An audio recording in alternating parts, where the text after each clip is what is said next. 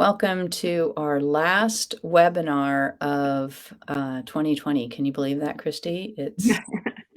Wow, I think we've done, what, 18 or 19 webinars this year, and we have 24 webinars planned for next year. So be sure and check our webinar page. We'll be updating it. I think actually, Christy, we put the first kind of quarter, I think January and February, our webinars for January and February are already up on the website on our webinars page. So you can definitely check that out. We hope that you'll register. Thank you for joining us today. I am Michelle, and Christy, you want to introduce yourself? I think you Oh, already that's have. Christy. And we started Best just about 6 years ago. So welcome to our webinar series. Today we're going to be talking about learning styles and why they matter after brain injury. So we're going to talk about some of the more traditional learning styles that you may already be familiar with. And then we're going to jump into a different kind of model of learning styles that I find to be particularly useful and particularly interesting after brain injury. So without further ado, let's actually get a thumbs up, or let's get some things in the comment section that you can hear us and everything's good. I'm going to take Christy and I off the screen so that the slides are larger. Can everyone see us? And not see us, but can everyone hear us now? Okay, perfect. Very good. All right. Any feedback? Any feedback coming through? I'm not getting it on my end, so Okay. no feedback. Excellent. Okay. So let's go ahead and get started then. Our webinar today is learning styles and why they matter after brain injury. So we're going to start off with just a very brief definition of learning styles. Basically, learning styles help you to better understand how you learn and how you think. And this is a really important thing. Often in school, people hear about learning styles, some of the more traditional learning styles, like visual learners. When you were in K through 12, you may have been told that you're a visual learner or an auditory learner, or one of these more traditional styles. A visual learner is an individual who learns best through pictures, not through words. So you'll find that visual learners will often turn words into pictures in order to make them more meaningful for them. They prefer to jump to the pictures in a book because they get more out of the pictures than they do the words oftentimes. Auditory learners learn best through listening. So you may be a audiobook person, a book on tape person, because you're better able to process the information that you hear versus the information that you see or that you read. Another traditional learning style is the read and write style. This one is more probably newer than some of us are familiar with. But the read write is when people learn best through taking notes and through handouts. So in that particular case, you're not just using your visual senses. You're not just using your auditory senses. You are sort of maybe using a combination of those things, but that still doesn't get the information in and help you really learn it. And so you have to go that extra step of taking notes, looking at handouts, marking up handouts, etc. And I think one of the things that's kind of interesting about these learning styles is oftentimes people think, well, I'm just a visual learner or I'm just an auditory learner. And they don't recognize that without maybe that extra step of taking notes, reading through handouts, drawing on handouts, etc., that interactive kind of thing can actually help them even more in their learning. And then finally, there's the kinesthetic style, and that's when people learn best through physically engaging with the material. So, biology was one of my favorite subjects because I got to interact. I loved the anatomy, physiology classes I had to take and stuff because I could interact with the material. Um, and I'll share a quick little thing with you. Chemistry, not so much my thing, even though it required, physically engaging with material. And I'll share why it wasn't my thing when we get to the learning styles that we're going to talk about today. So in the chat, tell us what's your learning style, or what do you think your learning style is, the traditional learning style that you have? It's And interesting. oh, go It ahead, Christy. it's Yeah. interesting, Michelle, with your little circle up there, divided and forced. Immediately, that was so much more helpful than the words. I'm like, it really enforces what I already knew. Yeah, Christy is a visual learner without question. Let's see. How are you? Let anybody, I find reading to be visual and writing to be kinesthetic. Okay.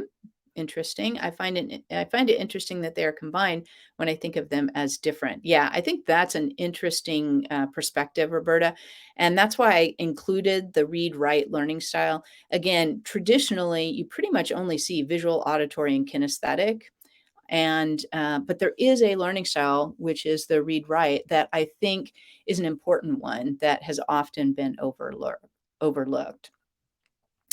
Okay, Roberta is a visual learner, so she needs things to be presented visually. Lynn says she's all styles, using more senses helps to learn and reinforce the learning, probably more dominant to read and write. Okay, so interesting point, Lynn, and definitely something that we're going to talk about as we move into the other learning style. Let me ask you one more question about this, the traditional learning styles. How has your learning style changed since your injury? How do you believe your learning style has changed since the injury? And that I'm may mean you used to be visual and now you're auditory, or it may mean that you used to be visual and now you're really visual. So let's see. Simon was visual, is his thing. Kristen, read right before the injury. Has that changed, Kristen? I think one of the things that's really important about this is that learning styles often change. And I've got a few examples of that, and we'll talk about that as we move forward. So definitely less auditory after the injury, big auditory processing issues now. Okay. Used to be visual. Now I need the kinesthetic. So you need to combine some of the different learning styles. And I think that's another interesting thing. We'll talk a little bit more about it as we move on. But one of the things that a lot of people think is I'm just a visual learner, or I'm just a kinesthetic learner, because that, at least as I grew up, that was sort of what you were told. You were sort of one. But in reality, we are a combination of all of these. We have preferred styles, but we can actually develop some of the other styles.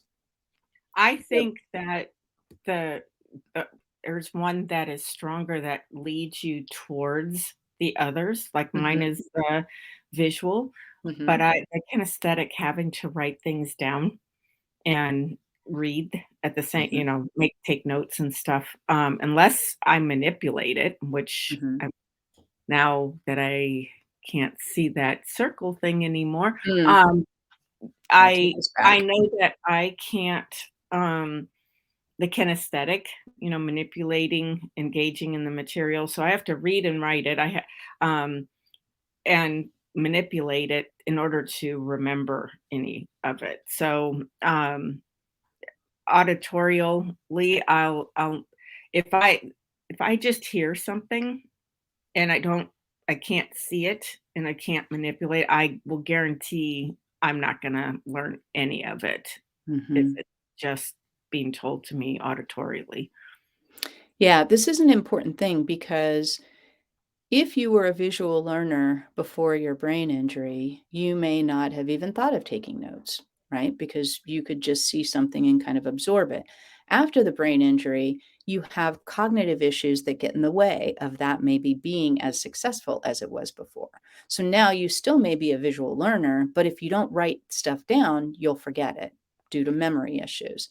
So this is how brain injury and learning styles, sort of overlap with each other. And I don't think that this is something that's typically talked about as people go through rehab, or because I'm an educator, because Christy's an educator, we sort of come from this world of learning styles. And but I think a lot of people don't look at this as being a factor. And I think it's a very significant factor to learning after your brain injury. So we're going to move on to something called the nature of styles. And the nature of styles comes from someone named Kathleen Butler. There's a phenomenal book that Kathleen Butler wrote, I don't know, probably 2 decades ago. I don't even know if it's in print anymore. So I'm sharing some of her information with you. It's called the concept is the nature of styles. So in the presentation that Kathleen Butler and Anthony Gregorek, who's the individual we're going to really focus on today, as they talk about things, they talk about this concept of the nature of styles, that there's a natural style that we all have. And that natural style is the most comfortable style when we're learning something. So, Christy, for you, that would be the visual style. For me, that might be the kinesthetic style. In this case, the style feels like it really fits your way of learning. It's easy, it's efficient, and it's effective. It also gives you a sense of self, of inner peace, and of spontaneous energy. Now, this is really interesting because as we have talked about self efficacy before, one of the things that's interesting about this is if you use your natural learning style, the potential is there that your self efficacy will increase. But if you are trying to be outside of your natural style, if you're trying to use other learning styles, it can be a little bit more difficult, which as a result can impact your self efficacy. So the natural style is the thing that just fits with you. You know, it's sort of like I'm a teacher, and for me, let me clarify. Your style has a lot to also do with your profession in a lot of cases, and I'll explain why. But for me, I love teaching. I have done it for a long time. It feels very natural to me. I don't really get nervous doing it. It doesn't take a lot of extra energy when I'm doing it. In fact, I get energy when I'm teaching. And as a result of that, that sort of teaching is a part of my natural style. It allows my natural style, my natural learning styles to come out. Okay. Did anyone else lose audio? I see Becca lost audio, so I just want to check. No, okay, good. Sorry, Becca, you may want to leave and come back and see if that helps. I hope it does. Oh, got it back now. Okay, good. So we've got our natural style, and then there's what they call beyond natural styles. And there's several different styles that go beyond your natural one. And beyond natural styles are not necessarily easy for you. They require a heck of a lot more energy than really you have sometimes or than you want to exert. And they may end up being quite difficult when you're learning new information. So if you're trying to learn something and you're not learning it in your natural style, it can be harder to learn. It can take more time. It can be more frustrating. And so there are, as I said, a variety of different beyond natural styles. And the first one is the one that we're looking at right here, which is the flexed style. And the flex style, learning style, is when you're able to purposefully and successfully work in another style. Okay. Um, in this particular case, it requires a little bit of extra energy. Remember, your natural style is just sort of fits. It seems natural to you. It's easier for you to do. I'm not saying there's no stress involved because there's always stress in different things, but it just comes more naturally to you. The flex style, you're purposefully and successfully working in a different style, but it's taken a little bit more energy. It's taken a little bit more of a toll out of you. It doesn't take away from your natural learning style, though. So you can sort of switch between styles fairly easily. Okay. The next type of beyond natural styles include what's called adaptive and coping. The adaptive style doesn't appear as though it's your natural style. It's a challenge. Like me trying to learn things visually is kind of hard. as Christy will attest. As we do things and we're preparing things for Bess, Christy always wants pictures, and I have a really hard time with pictures and visual stuff.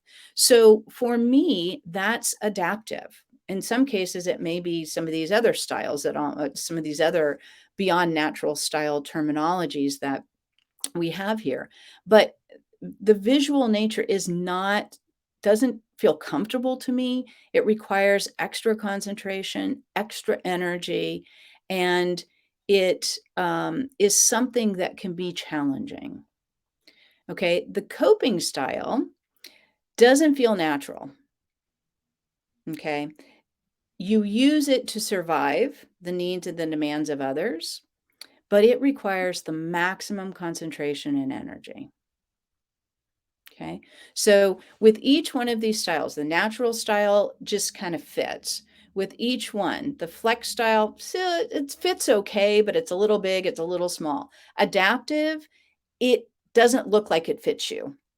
Okay, and then coping is where, it's so tight that you're uncomfortable, or it's so loose that it's kind of falling off of you.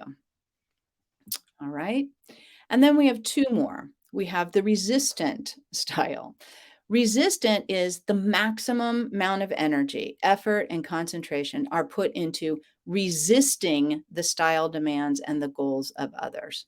Now, how this relates in terms of professions and stuff is if my natural style wasn't to be a teacher, okay, like I'm not a lawyer, I'm not a doctor, I'm not an artist, okay? Trying to draw something, trying to be creative in that way is really hard for me, and I'm not very good at it. And so I can try it, but it's going to take a lot of energy and effort. And as I was mentioning, for Christy, if she asked me to draw something out for her to explain what I'm trying to say, I just can't do it. And it really impacts me, and it impacts communication between people. So, another interesting thing I find about learning styles is that your learning styles can really impact not just how you learn information, but also how you communicate with others.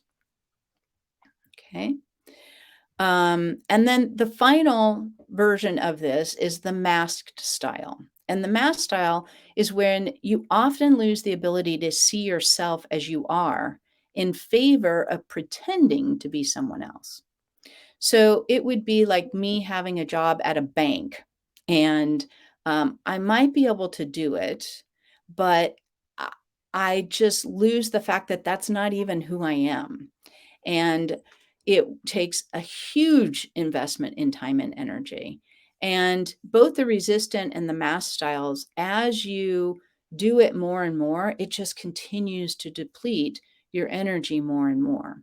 So, one of the things that's important about this, I think, after your brain injury, is to really take some time to determine what your natural style is post injury, and to look at that, to look at all the different styles, what feels right to you post injury, and to explore that a little bit more. So we've got our questions up. I see there's some questions here. Roberta says, "I'm also a teacher, but have a hard time teaching in a different learning style than the way that I learn. I get lost in the lesson if I try to teach it a different way." That's such great insight, Roberta. And I think we'll talk a little bit about this, and I think maybe there'll be some insights that you'll get from what we're going to talk about next. Um, in certain cases, it could be, what you're teaching. There's also teaching styles versus learning styles. And interestingly enough, oftentimes a teacher will teach different than you learn. And sometimes teachers will actually teach in the style in which they learned information, whether it was their natural style or whether it was not their natural style. So for instance, going through school, going through college, every class I took was a lecture class. It was just straight lecture. And most of the teachers back in those days didn't really want to hear questions. You'd raise your hand and they wouldn't really explain things. That could just be my experience. But I didn't learn very much in those environments. I had to, because of my learning style, I had to go and learn it on my own. And so this is a real interesting perspective. And again, I'm going to try and tie brain injury stuff into this as we move forward. How is adaptive different from flexed? In most of the cases, as we look at the flex style and the adaptive style and all the other styles, it's a matter of how it feels and how much energy it takes out of you. Um, that can be a huge thing. For instance, I had a person that I worked with one time, and her husband, she had an injury, but her husband was a business person, and he worked at a local university here in California, and he was their fundraising dean or vice president or whatever it was. And his sort of natural style was sort of to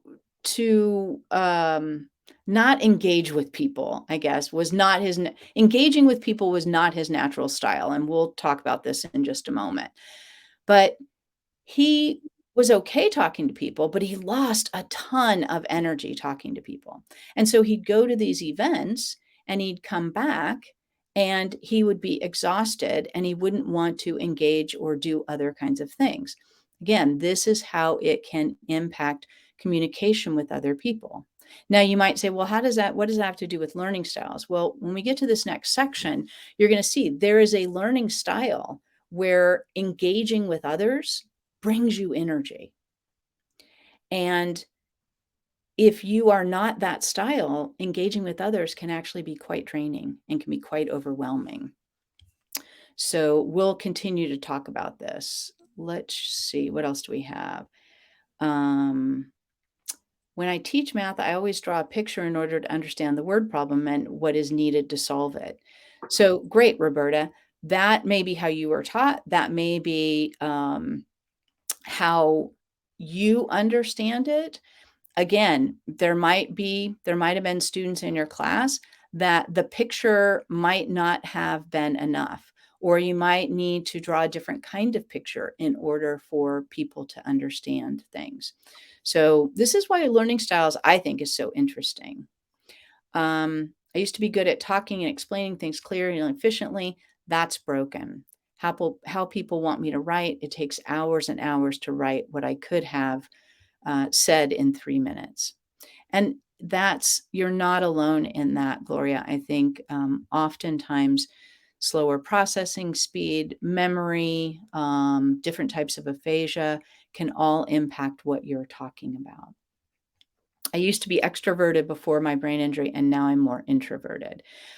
So what we're talking about is a little different than extroverted and introverted, although as we move forward, you're going to see that there is a little bit of that in the learning styles that we're going to talk about. So the Gregoric learning style is the version of the learning styles that we're going to talk about. There are many different theories or models out there for learning styles.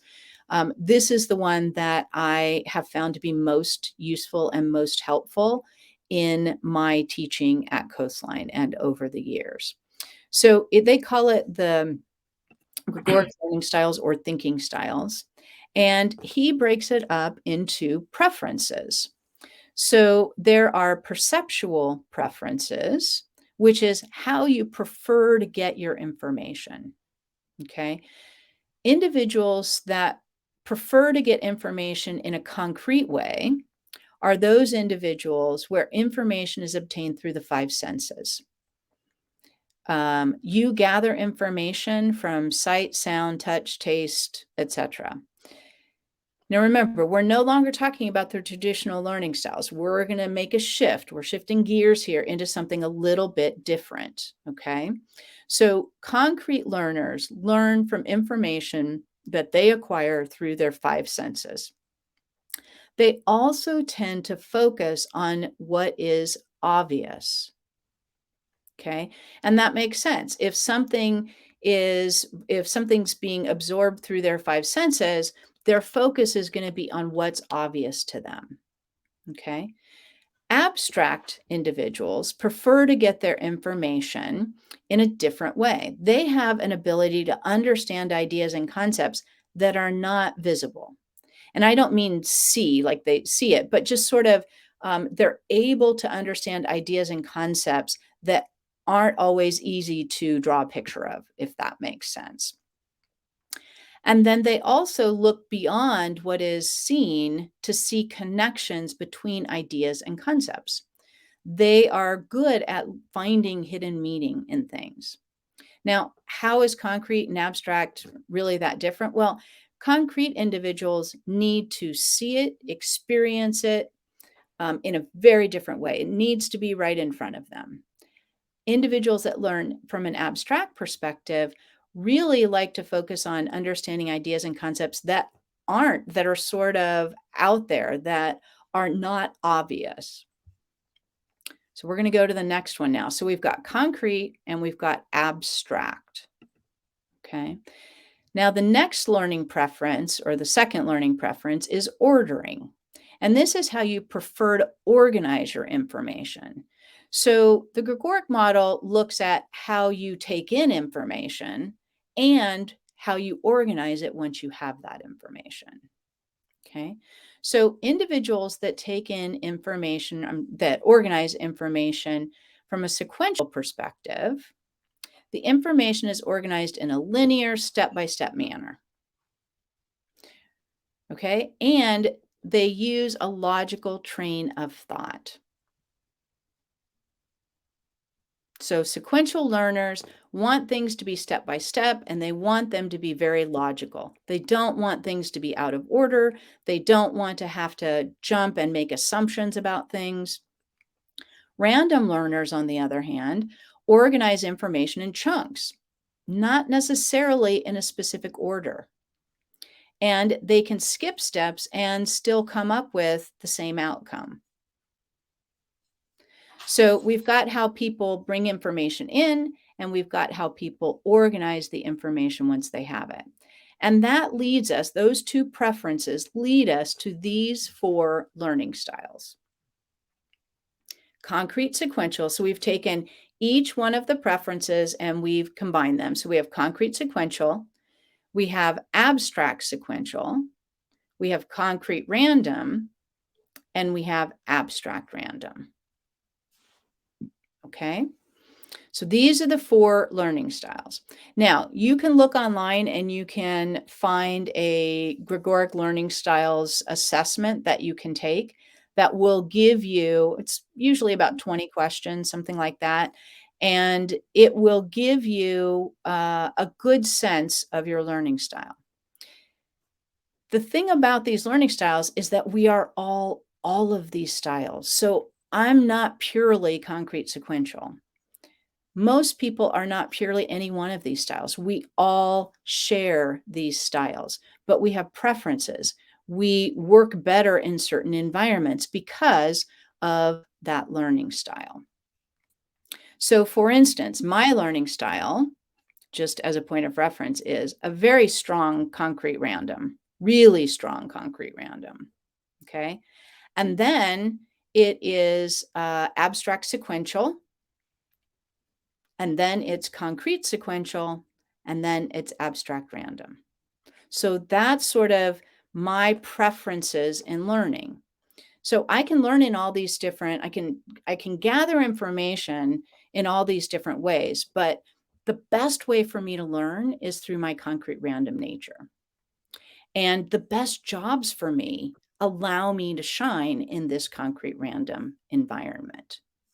Okay. And so that's what we're going to talk about next, is what are some of the characteristics or the attributes of each of these styles, and how does that relate to you? So are there any particular questions, Christy?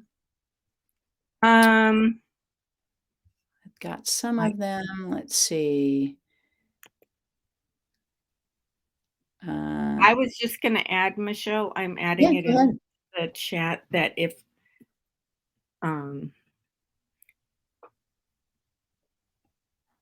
they want to, if they want to take this test and can't find one on the internet, that they could email you Yeah, and absolutely.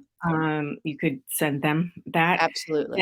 And one of the things I wanted to add, since you've talked about it earlier, is I remember taking this test when I was in your class, and I remember wanting to be something else than I was Mhm. because it was how I used to be. And so it's like, Uh-huh. well, I still want to be that way.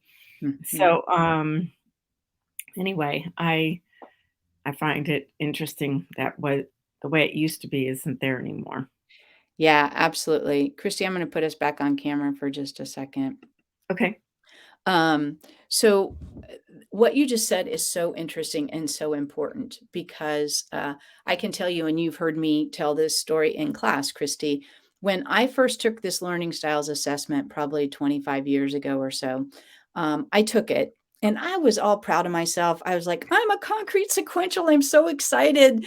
And I showed it to my friends and people that knew me, and they said, you are not concrete sequential. You are absolutely, that is not you at all. And I was kind of upset by it. And then I thought, you know what? I'm just going to take the test again.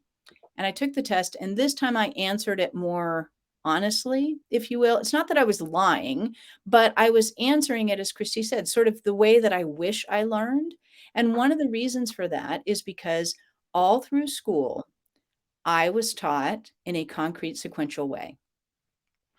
And as I told you, I'm not a very good concrete sequential learner.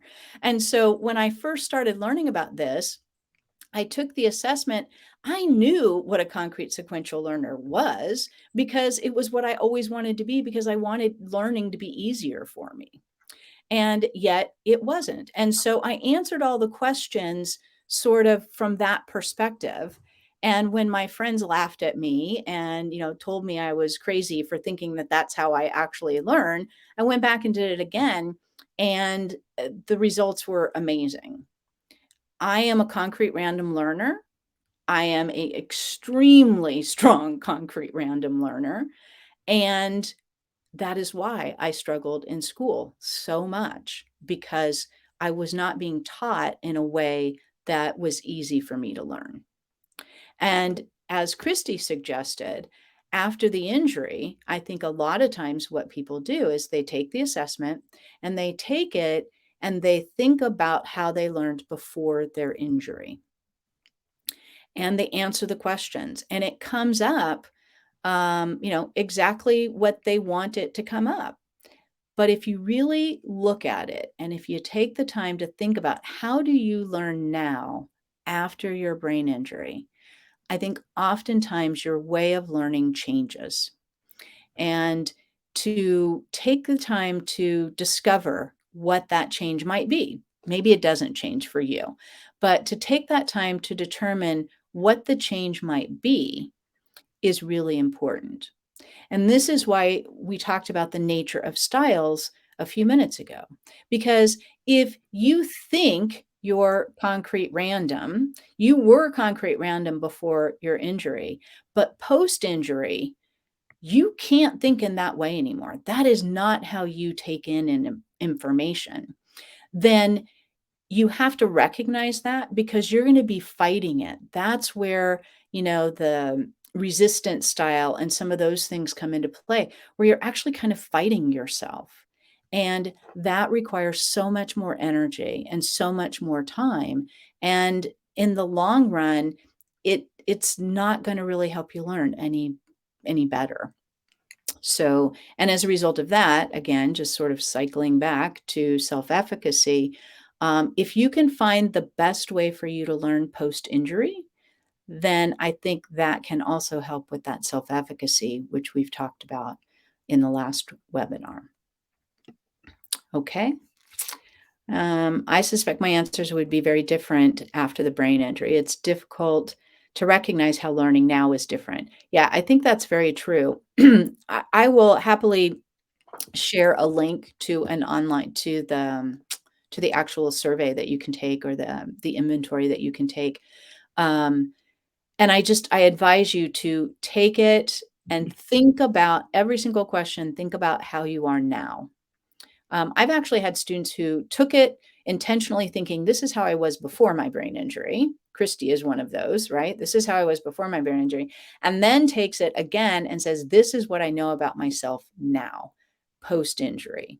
And often the results are different. Now, I don't have any research on this. I haven't seen any research on this, on learning styles and brain injury. So this is all anecdotal coming from my experience of working with students over many years. So if you're looking for research in this particular area, I don't know that you'll find it. So I'm really sharing sort of my perspective on this based on my own experiences.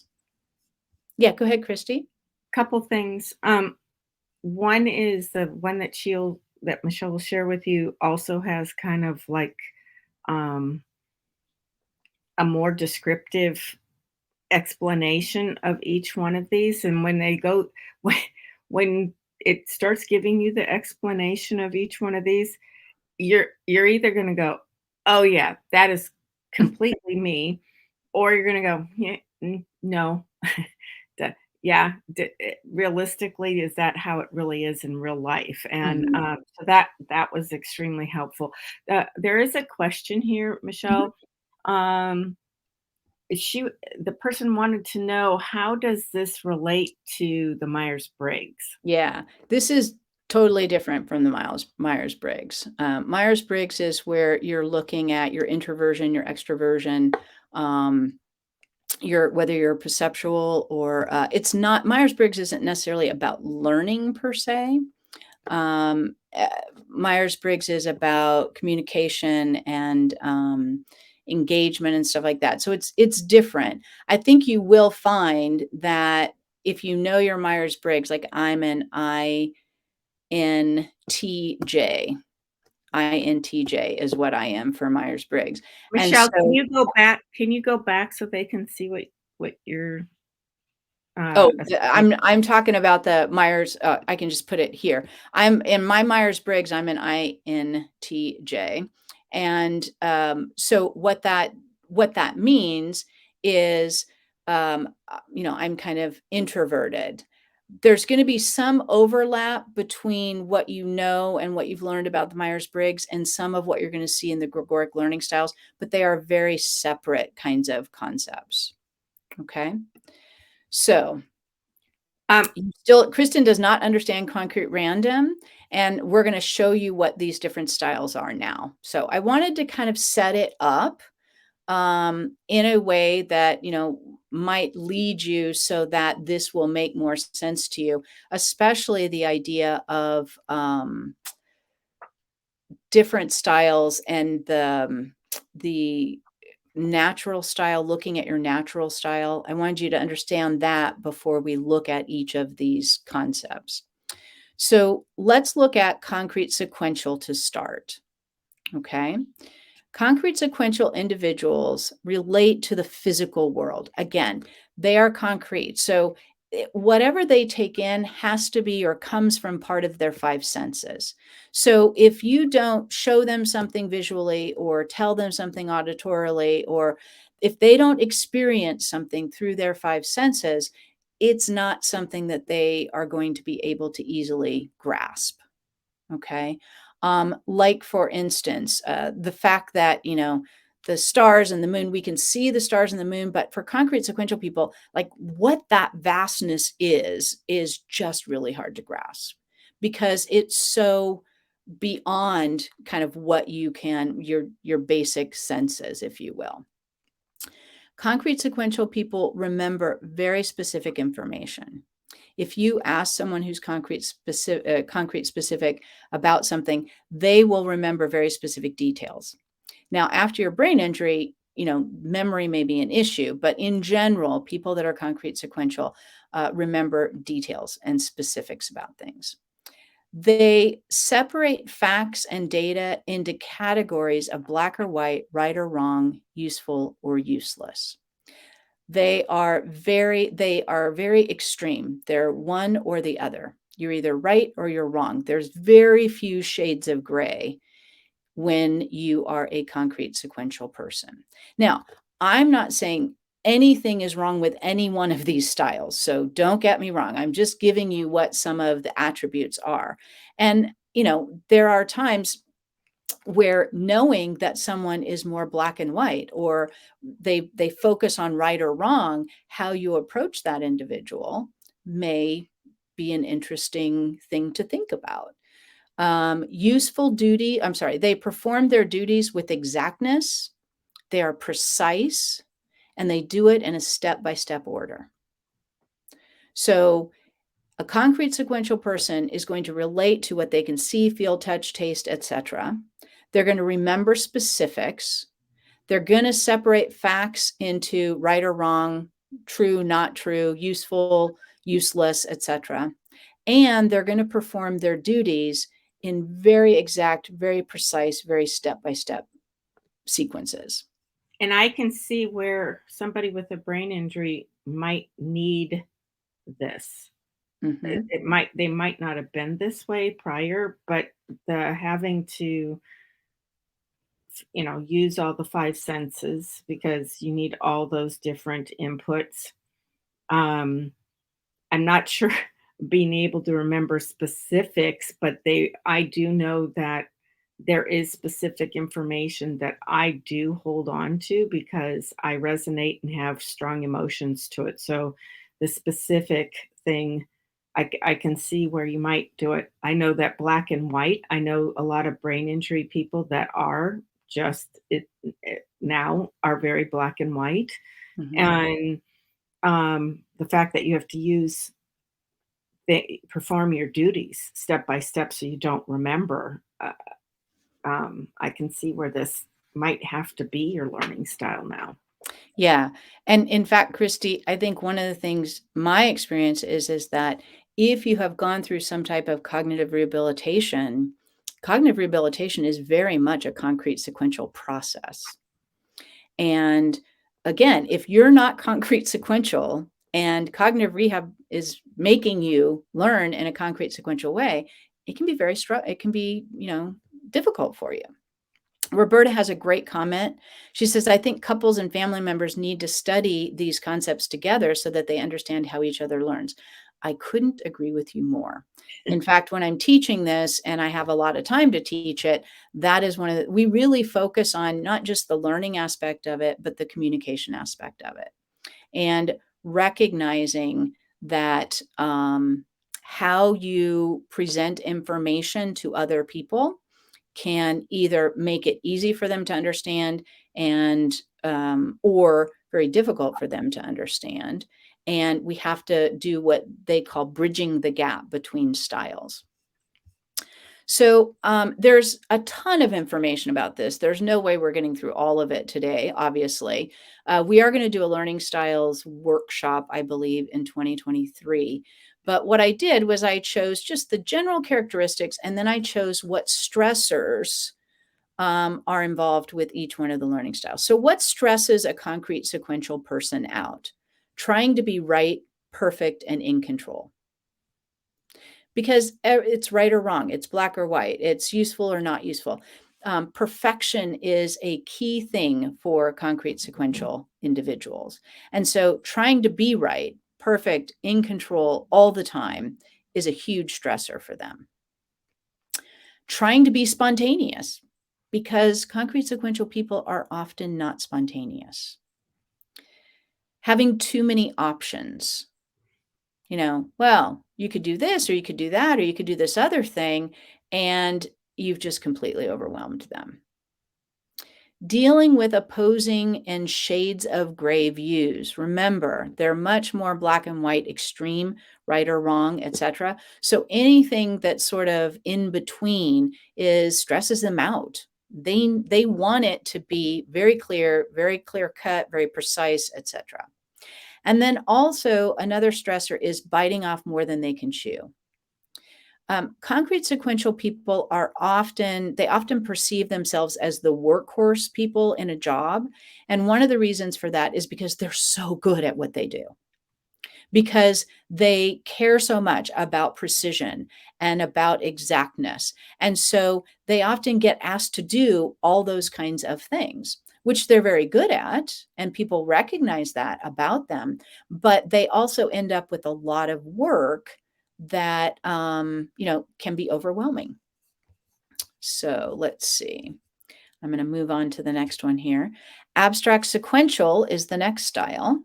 And the general characteristics of abstract sequential are they interact with ideas, values, theories, and concepts.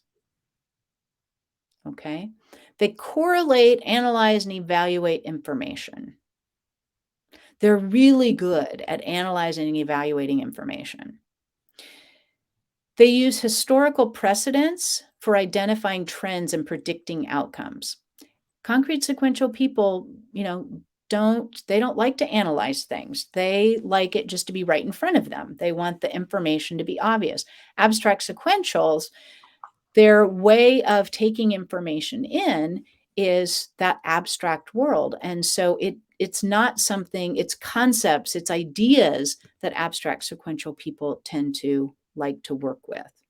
And then they also look beyond the details to grasp the bigger picture in things.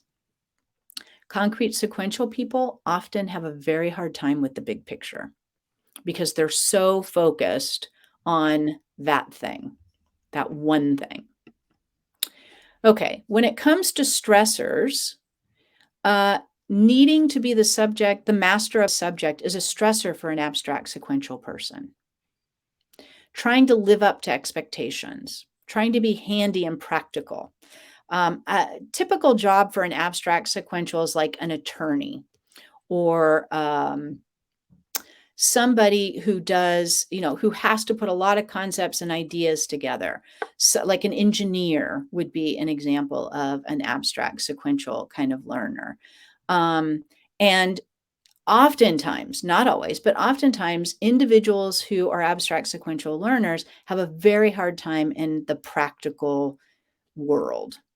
The practical world, what we can see and engage with is very much more the concrete sequential style person. They also stress trying to empathize. Now, again, those of you that might relate to abstract sequential, I'm not saying there's anything wrong. All of these are equal, right? It's just who we are. People who are abstract sequential, who think more in concepts and values and theories and ideas and correlate information and all that, have a harder time, if you're abstract sequential, empathizing with individuals. Okay, because your mind is so focused on the abstract things that are going on. They also don't particularly like doing repetitive or detailed work. Concrete sequential people like to do detailed work. Abstract sequential people do not particularly like to do detailed work. Okay, concrete random. So concrete random people identify core ideas, principles, and problems. They develop and use non-conventional methods and techniques. Remember me? I told you I'm concrete random. And so one of the things about me that you'll hear me say all the time is this relates to this. Like all these things, it's like a web. They all go together and they all interact. That's very much a concrete random kind of attribute, if you will. And concrete sequential people have a very hard time following that. Okay. Abstract sequential people want to know more about it because they want to understand it. And concrete random people are just really good at pulling a whole bunch of different things together and making something new out of those things. Concrete random people take calculated risks. Concrete sequential people don't like risks at all. They are not risk takers. Okay. Concrete random individuals push the envelope of possibilities. I'm always looking for something new and some different way of doing things. And I love that. The people around me don't always love that about me. Okay. But that's just who I am. That's my style. Concrete random people inspire, teach, guard, and protect others. So what are the stressors that concrete random people experience? Depending on people who can't grasp their vision, it's very stressful if I'm trying to get this idea across and people aren't understanding it. because I have this idea, I know what I want to say, and I'm not getting it across to people. Now, some of you in the group here have aphasia, and having aphasia, is finding those right words, right? I'm not equating what I'm experiencing with aphasia, but there is sort of an overlap if you see it. Like, I've got this idea, I'm trying to explain, I'm trying to find the right words to get it across to people, and I'm just not able to do that. Okay.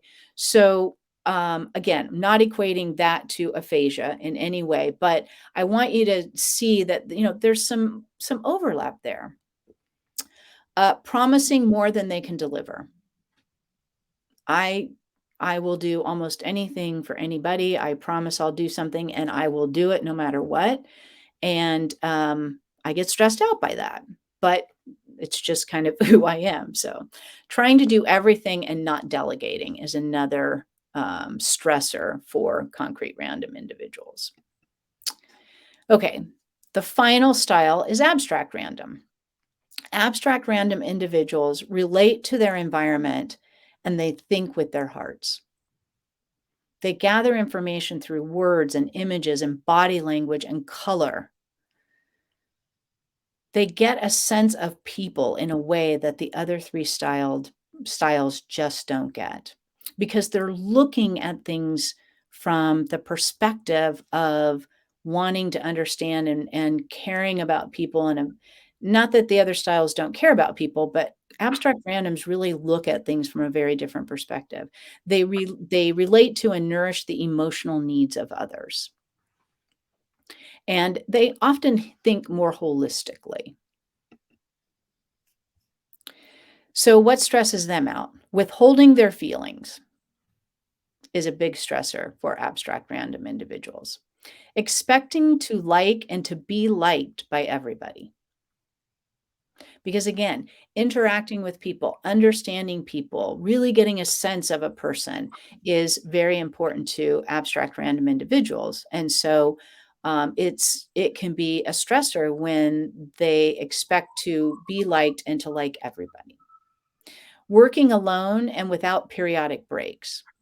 Abstract random people prefer to be around other people. They prefer to learn. Like, they may learn more in groups.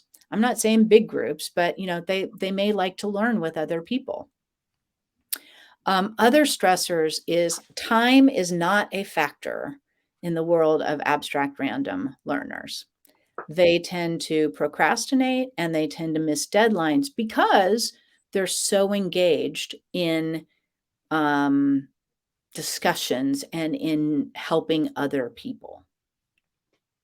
Okay. So these are the 4 different learning styles. And I don't know, can you relate to any of these? I know you're not taking the assessment, and I will share that. I'll send that out to those of you that attended today's session. I'll send that out. But can you relate to any of this? Oh, yeah. Kristen Um, can, or there was other people are saying that too. yeah, yeah, no, people are saying yes. Joan had a question, where does ADD fit in with all of this? Mhm. Um, I think ADD is a different thing. I don't know. I have never seen any reference to kind of ADD and again, this learning style, just like I haven't seen a reference to brain injury and these type of learning styles. These are very generic styles for the average learner. And what we're doing is we're kind of taking it and applying it to a population of individuals with brain injuries and or ADD. I would guess, so I'm just guessing here, but I would guess that if a person with ADD was really within their most comfortable, most natural learning style, it would be easier for them, just like it would be for anybody else. But and that's a guess. But I think the less distraction, the less energy that we have to spend learning, the more energy we can focus on what we're doing. So I don't know if that helps at all, but I see parts of myself in each of the categories. Absolutely, Kristen, you should. And in Right. fact, when you take the assessment, you will have a score in each one of the 4 quadrants or each one of the 4 categories. One or two will be higher than the others. Very seldom does a person have like a 0 score in one of the learning styles. Very seldom does that ever happen. More often than that, people will have like a very equal learning style, like all four will be equal. That's not that typical either. I think I'm not questioning the scores, but I think oftentimes when people come up with all four being exactly the same or really close to each other, that they may want to go back and look at the assessment again and really think about their responses a little bit before they respond.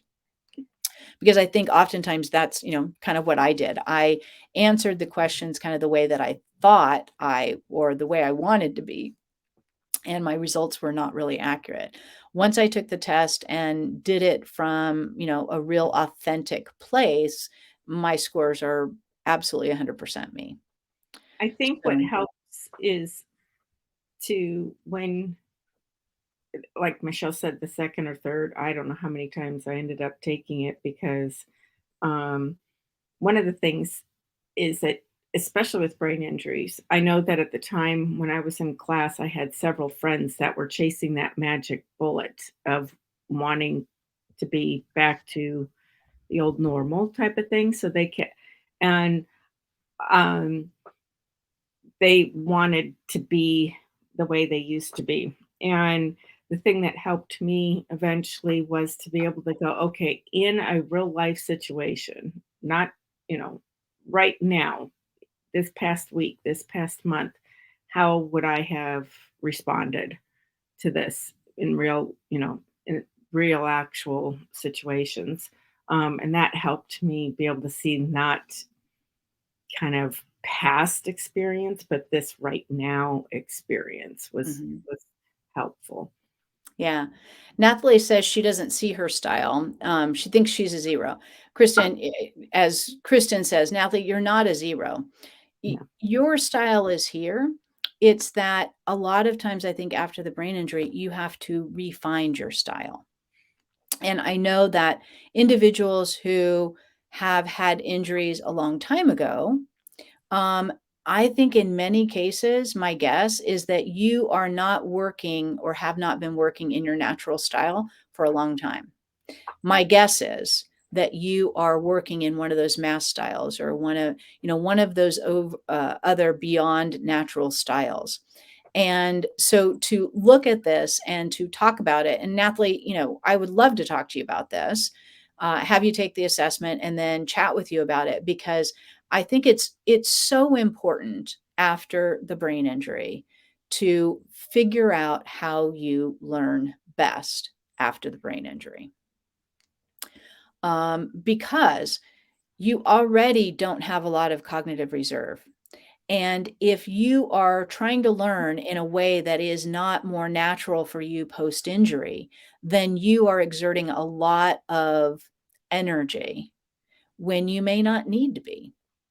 And there's a lot of resistance to this. I get it. I've had people tell me, well, this is definitely my style, but there's really nothing, like in my observation, let's say, I don't really see that. And so trying to help you figure out maybe where your style is post injury is something I love to do. And it's also, I think, a really important component to your growth. So we are going to have an after hours. Um, as this is just a slide that tells you about our webinars, workshops, and app and all of that. This is our after hours information. Christy, will you put it in the chat? I forgot to copy and paste it before Yes. I got in here. If you would share this or take a picture of it with your phone, guys, this is going to be our after hours. We're going to talk, I'll answer more questions about this in the after hours. I think this is a really, really interesting and very important topic. It's a very complex topic. And so it's hard to do it justice in an hour, but I hope I at least got you thinking about it and wanting to ask questions about it so that we can have a nice engagement in the after hours. And then again, I'm thinking about doing a 6-week workshop in 2023 about learning styles. I think we already have it on our list. And I think that would be a very interesting thing. And I think you're going to find a lot of insights as we would go through this together. And again, I'm hoping a lot of growth in ways in which you can learn now versus maybe the way that you used to learn before. Let's see. Being forced to adjust to the styles of others, including corporations, when our brains work differently now is very exhausting. Absolutely, Kristen. And this is one of the things that I think is also extremely important is knowing what your learning style is now and trying to find jobs or trying to find whatever kinds of things that you're wanting to do. It could be volunteer, it could be, returning to work, whatever, that fit more your natural style now, I think is really important. And I know people go back to their previous jobs. But what you might find if you go back to your previous job is that it's a lot more exhausting for you now. It's a lot harder for you to learn now, learn new information now. And some of that I think does come from your learning style. So let's see. So Jan's got I'm assuming Jan, this is oh, good. So we've got the link here and Christy gave us the ID and the passcode. So it's time to head into the after hours. I hope that you'll join us. I know that, again, this is kind of a broad topic. There's a lot of information here. I just wanted to try and do a brief introduction for you guys to get you interested in it because I think it will make a difference if you begin to explore it a little bit more. So thank you everyone for joining us for our webinars in 2022. And those of you that have participated in the workshops, we really appreciate getting to know you.